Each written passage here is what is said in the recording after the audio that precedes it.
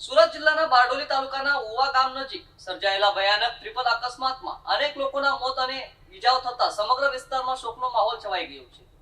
બે ST bus અને tractor વચ્ચે થયેલી આ ગમખોર ઘટનામાં બસમાં આગ લાગતા રાહત અને બચાવ કામગીરી યુદ્ધના ધોરણે હાથ ધરવામાં આવી હતી। સુરત જિલ્લાના બારડોલી તાલુકાના ઉવા ગામ નજીક આજે એક ગમખ્વાર ટ્રિપલ અકસ્માત સર્જાતા સમગ્ર વિસ્તારમાં અરેરાટી ફેલાઈ ગઈ છે। અકસ્માતમાં અનેક લોકોના મોત અને ઈજાઓ થતા રાહત અને બચાવ કામગીરી હાથ ધરવામાં આવી છે। મળતી માહિતી મુજબ સુરતથી ઢોલિયા તરફ જઈ રહેલી મહારાષ્ટ્ર રાજ્ય પરિવહનની એસટી બસ આગળ ચાલી રહેલા ટ્રેક્ટર સાથે અથડાઈ હતી। ટક્કર એટલી જોરદાર હતી કે બસ ડિવાઈડર કૂદી સામેની લેનમાં પહોંચી ગઈ હતી। ત્યારબાદ બસ ઢોલિયાથી સુરત તરફ આવી રહેલી અન્ય મહારાષ્ટ્ર એસટી બસ સાથે ધડાકાભેર અથડાઈ હતી। અથડામણ બાદ ઢોલિયાથી સુરત જતી બસ 3 પલટી મારી હતી અને તેમાં અચાનક આગ લાગી ગઈ હતી। બસમાં મોટી સંખ્યામાં મુસાફરો સવાર હોવાથી અકસ્માતે ગંભીર સ્વરૂપ ધારણ કર્યું છે। આગ લાગતા બસમાં ફસાયેલા કેટલાક મુસાફરો બહાર નીકળી શક્યા ન હતા। પ્રાથમિક માહિતી અનુસાર અકસ્માતમાં અંદાજે 8 લોકોના મોત થયા છે, જ્યારે 15 જેટલા મુસાફરો ઈજાગ્રસ્ત થયા હોવાનું જાણવા મળ્યું છે। ઈજાગ્રસ્તોને સારવાર માટે બારડોલીની ખાનગી હોસ્પિટલ તેમજ સરદાર હોસ્પિટલમાં ખસેડવામાં આવ્યા છે। ઘટનાની ગંભીરતાને ધ્યાનમાં રાખી તાપી એસપી જસુભાઈ પટેલ, સુરત જિલ્લા એસપી અને અન્ય ઉચ્ચ અધિકારીઓએ ઘટના સ્થળે પહોંચ્યા હતા। બારડોલી ફાયર વિભાગે ગેસ કટર મશીનની મદદથી બસમાં ફસાયેલા મૃતદેહોને બહાર કાઢવાની કામગીરી હાથ ધરી છે।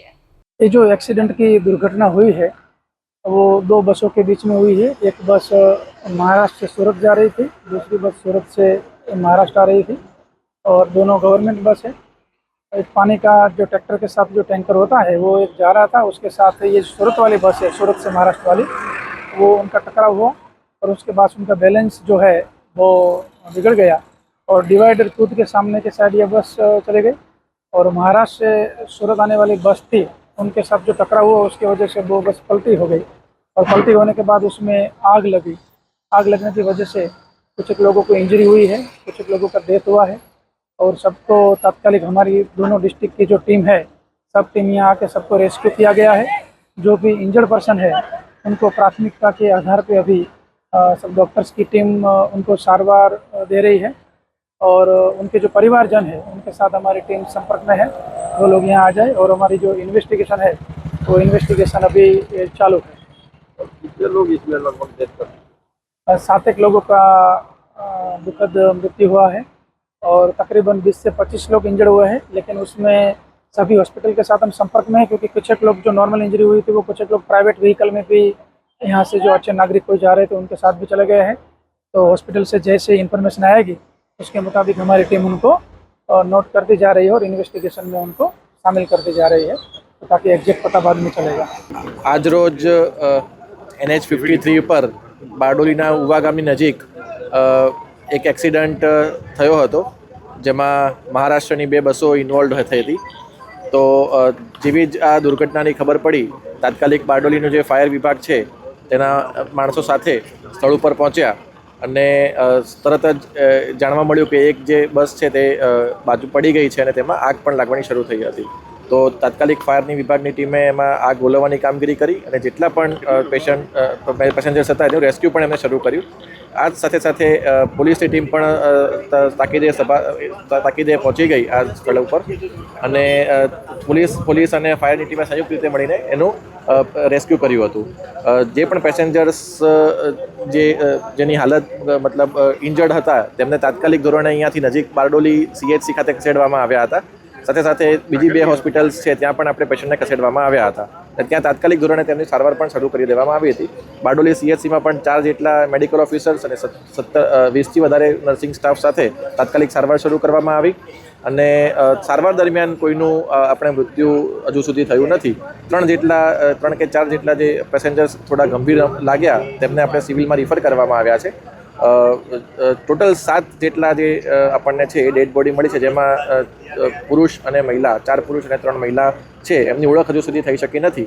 જે પણ પેસેન્જર્સ આપણી પાસે અત્યારે હાલ સારવાર હેઠળ છે તેમને જેમાંથી જેની સારવાર પૂરી થઈ ગઈ તેમને આપણે તેમના ઘરે પણ મોકલી દેવામાં આવ્યા છે અને જે રિલેટિવ્સ એમના લેવા માટે આવે છે તેમને રિલેટિવને પણ સોંપવામાં આવે છે. એટલે અત્યારે હાલ તમામ હોસ્પિટલ ખાતે પણ આપણું કામગીરી ચાલુ છે. અત્યારે કોઈ એવી ગંભીર ત્યાં કોઈ ઇસ્યુ નથી.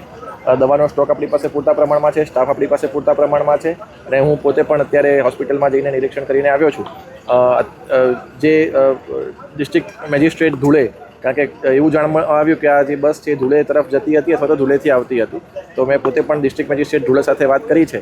ત્યાંથી પણ એ લોકોની જે ડિવિઝન કંટ્રોલરની જે ટીમ છે એ રવાના થઈ ચૂકી છે અને જે પણ પેસેન્જર્સ અહીંના મહારાષ્ટ્રના હશે એમને આપણે અહીંયાથી લઈ એમને ત્યાં આપણે બહુ વ્યવસ્થિત રીતે તેમને આપણે ત્યાં પહોંચાડીશું.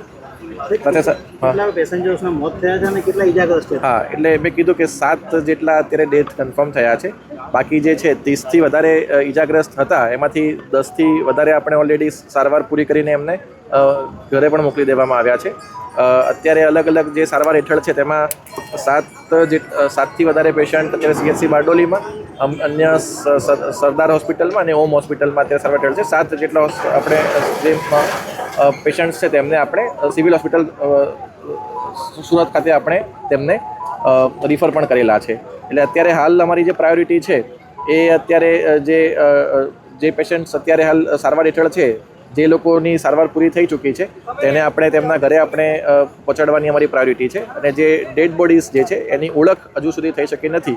એટલે અમે જે જિલ્લાના કંટ્રોલ રૂમ ઉપર વિનંતી કરીએ છીએ કે જે પણ વ્યક્તિ કોઈ વ્યક્તિને અથવા નજીકમાંના વ્યક્તિને લાગે કે અમારા રિલેટિવ આ બસમાં હતા તો તેઓ અમારા જિલ્લાના કંટ્રોલ રૂમનો સંપર્ક કરી શકે છે અને જેથી તેમની આગળની આપણે કાર્યવાહી કરી શકાય.